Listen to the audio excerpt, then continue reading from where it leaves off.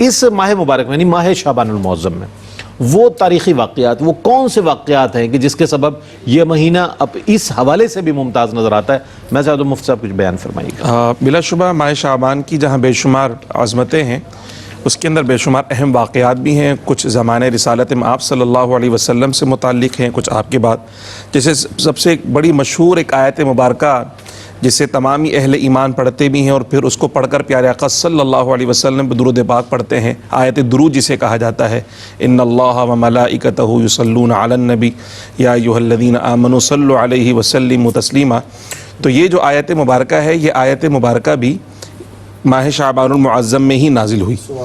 اسی طرح جو تحویل قبلہ یعنی پیارے آقا صلی اللہ علیہ وسلم کی خواہش تھی، جی بالکل، کہ بیت اللہ شریف یعنی خانہ کعبہ مسلمانوں کا قبلہ بن جائے، تو وہ جو اہم ترین واقعہ جس میں اللہ سبحانہ و تعالی نے پیارے آقا صلی اللہ علیہ وسلم کی عظمتوں کا اظہار فرمایا ہے کہ آپ کی رضا اللہ کی رضا، اللہ آپ کو راضی کرنا چاہتا ہے، تو وہ اہم ترین واقعہ بھی یہ ماہ شعبان المعظم میں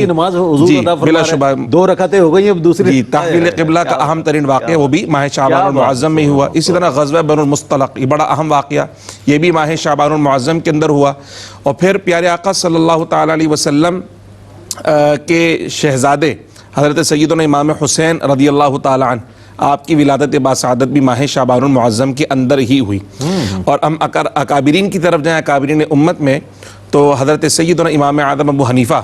رحمۃ اللہ تعالی علیہ، آپ کا یوم وصال بھی 2 شعبان المعظم یعنی شعبان کے مہینے میں آپ کا وصال ہوا۔ اسی طرح سندھ کے اندر انتہائی معروف اور مشہور بزرگ حضرت شیخ عثمان مروندی المعروف لال شہباز قلندر رحمۃ اللہ علیہ، تو ان کا بھی وصال جو ہے وہ ماہ شعبان المعظم میں نظر آتا ہے۔ اس طرح اور کئی فاطمہ بنت علی ثانی زہرا رضی اللہ تعالیٰ عنہ کے بھی حوالے سے ان کی بھی ولادت ہے۔ جی بالکل، تو اس طرح مطلب کثیر جو بزرگان دین وہ بھی ماہ شعبان المعظم میں ان کے یا تو ولادت کے ایام ہیں یا ان کے وصال کے ایام میں اہم ترین واقعات بھی اس کے اندر رونما ہوئے۔ اچھا، ایک روزے کے حوالے سے ایک حدیث مبارکہ جسے مصعب ارشاد فرما رہے تھے کہ پیارے آقا صلی اللہ تعالی علیہ وسلم سے پوچھا گیا نا جب اس کثرت سے روزے رکھنے کے بارے میں، تو آپ صلی اللہ علیہ وسلم نے یہ بھی ارشاد فرمایا کہ یہ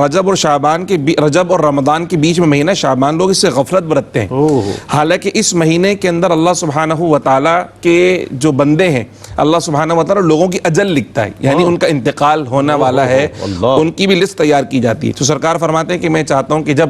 میرے لیے اجل کا فیصلہ کیا جائے تو میں حالت روزہ میں ہوں۔ اسی طرح ایک روایت یہ بھی ملتی ہے، آپ صلی اللہ علیہ وسلم نے فرمایا کہ اس ماہ میں اللہ سبحانہ و تعالیٰ کی بارگاہ میں لوگوں کے اعمال پیش کیے جاتے ہیں، تو میں یہ چاہتا ہوں کہ جب میرے اعمال اللہ رب العزت کی بارگاہ میں پیش کیے جائیں تو میں روزے کی حالت کے اندر ہوں۔ اس طرح پیارے آقا صلی اللہ تعالی علیہ وسلم کی یعنی حدیث مبارکہ، یعنی حضور تو علیہ الصلوۃ والسلام تو ہر وقت قرب الہی کی منازل میں ہے، آپ کا ہر عمل بہترین عمل ہے، آپ صلی اللہ تعالی علیہ وسلم کو اسوہ امت کے لیے بہترین اسوہ ہے۔ جب حضور علیہ الصلوۃ والسلام اس کیفیت کے اندر اتنی عبادات کرتے ہیں تو آپ کو مجھے کتنی عبادت کرنی چاہیے۔ اور ایک مسئلہ یہ بھی آتا ہے، مطلب اگر کوئی فضیلت نہ بھی ہو بالفرض ہم مانے، لیکن عبادت تو اللہ کی ہو رہی ہے نا،